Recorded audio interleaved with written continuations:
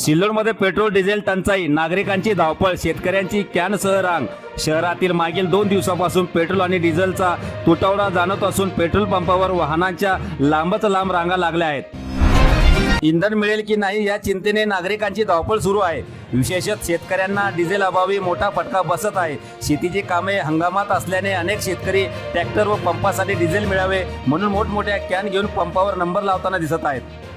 काही ठिकाणी मर्यादित प्रमाणातच इंधन दिले जात असल्याने तणावाचे वातावरण निर्माण झाले आहेत। पंप चालकांच्या माहितीनुसार इंधन पुरवठ्यातील विलंबनामुळे ही परिस्थिती निर्माण झाली आहे। पुरवठा सुरळीत झाल्यानंतर परिस्थिती पूर्ववत होईल असे त्यांनी सांगितले। दरम्यान प्रशासनाने परिस्थितीवर लक्ष ठेवून योग्य ती उपाययोजना करावी अशी मागणी नागरिकांकडून होत आहे।